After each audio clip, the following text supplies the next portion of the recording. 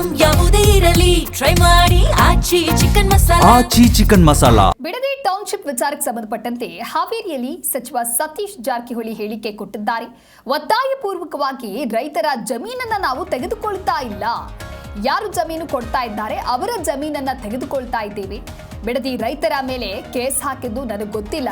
ನಾವು ಬಿಡದಿ ರೈತರ ಮೇಲೆ ಯಾವುದೇ ರೀತಿಯಾದಂಥ ಒತ್ತಡವನ್ನ ಹೇರಿಲ್ಲ, ಒತ್ತಡವನ್ನ ಹಾಕಿಲ್ಲ ಅಂತ ಹೇಳಿ ಹಾವೇರಿಯಲ್ಲಿ ಸಚಿವ ಸತೀಶ್ ಜಾರಕಿಹೊಳಿ ಕೊಟ್ಟಿರುವಂತ ಹೇಳಿಕೆ ಇದು. ಇನ್ನೊಂದು ಕಡೆ ಬಿಡದಿ ಟೌನ್ಶಿಪ್ ಹೋರಾಟ ದಿನದಿಂದ ದಿನಕ್ಕೆ ತೀವ್ರವಾದಂತಹ ಸ್ವರೂಪವನ್ನ ಪಡೆದುಕೊಳ್ತಾ ಇದೆ. ಬಿಡದಿಗೆ ಸಮೀಕ್ಷೆ ನಡೆಸೋದಕ್ಕೆ ಅಂತ ಹೇಳಿ ಹೋಗಿದ್ದಂತ ಅಧಿಕಾರಿಗಳಿಗೆ ಪೊರಕೆ ಏಟನ್ನ ಕೊಟ್ಟು ರೈತರು ತಮ್ಮ ಆಕ್ರೋಶವನ್ನ ವ್ಯಕ್ತಪಡಿಸಿದ್ದಾರೆ. ಹಾಗಾಗಿ ಇದೀಗ ಈ ವಿಚಾರ ಮತ್ತಷ್ಟು ದೊಡ್ಡ ಮಟ್ಟದಲ್ಲಿ ಚರ್ಚೆಗೆ ಗ್ರಾಸವಾಗಿದೆ. ರೈತರು ಹಾಗೆ ಸರ್ಕಾರದ ನಡುವಿನ ಸಮರ ತಾರಕಕ್ಕೇರಿದೆ. ಹಾಗಾಗಿ ಈಗ ಕಾಂಗ್ರೆಸ್ನ ಕೆಲವು ನಾಯಕರು ಹೇಳಿಕೆಯನ್ನು ಕೊಡುವಂತ ಕೆಲಸಕ್ಕೆ ಮುಂದಾಗಿದ್ದಾರೆ. ಪರಿಣಾಮ ಸರ್ವೆಯೂ ಕೂಡ ತಾತ್ಕಾಲಿಕವಾಗಿ ಸ್ಥಗಿತಗೊಂಡಿದೆ. ಈ ನಡುವೆ ರೈತರ ಮೇಲೆ ಎಫ್ಐಆರ್ ಕೂಡ ದಾಖಲಾಗಿದೆ. ಸರ್ಕಾರದ ಈ ನಡೆಗೆ ರೈತರು ತೀವ್ರವಾದಂತಹ ಒಂದು ವಿರೋಧವನ್ನ ವ್ಯಕ್ತಪಡಿಸ್ತಾ ಇದ್ದಾರೆ. ಆದರೆ ಇದರ ಬೆನ್ನಲ್ಲೇ ರೈತರ ಹೋರಾಟಕ್ಕೆ ಜೆಡಿಎಸ್ ಮತ್ತು ಬಿಜೆಪಿ ಬೆಂಬಲವನ್ನ ನೀಡಿದೆ.